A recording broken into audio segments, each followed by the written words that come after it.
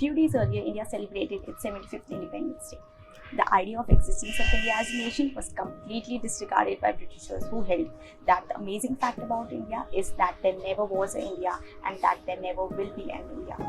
But here we stand today, much more stronger than ever. Let's dive into the achievements that India has had in the last 75 years. India started with a mere food grain production of 15 million tons, but today our food grain production has exceeded 316 million tons. Earlier, India was dependent on food grain supplies from the West, but today India is the largest supplier of wheat. Not only that, India today is net agricultural exporter.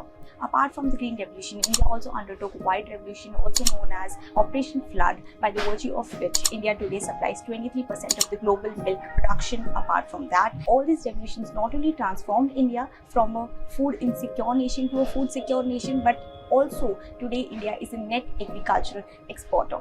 As far as health development is considered, India started with a life expectancy rate of mere 30 years per individual, which today has now exceeded 70 years. India has been recognized as a medical tourism worldwide. Not only that, the growing popularity of yoga is an international fact as we celebrate the International Day of Yoga.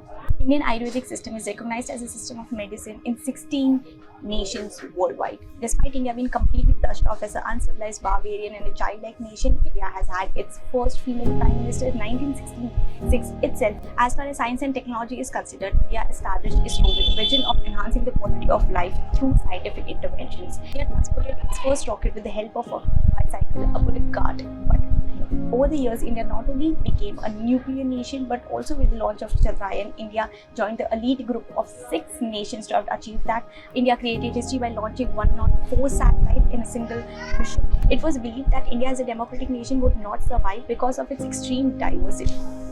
It stands true for the other third world nations which went on to their autocratic paths, but India's commitment to democracy is much more stronger than ever. The most peculiar feature about Indian democracy is that there are regular periodic elections based on universal adult franchise, which took US 189 years to adopt. The voting ratio stands to be 67% and a voting booth is established even for a single individual in the guild force. Let's talk about the industrial development. India today is recognized as a hub of IT, pharmaceutical industries, textiles, which were completely ravished by the Britishers but now accounts for 12% of total India's exports. The so-called Indian recognized as uneducated masses today has a literacy rate of 74%. Not only that, we have provided right to education as a fundamental right. The CEOs of major multinational companies continue to be Indians, be it Twitter, Microsoft.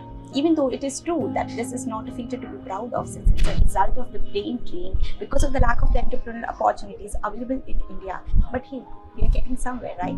But the question arises, is everything all well with India? No. India continues to suffer from a number of issues with criminalization of politics, corruption, poverty, unemployment, lack of universal basic healthcare. But the point remains that which country as diverse as India can claim to be completely free of any sort of trouble? We know we are not there, but we are getting there.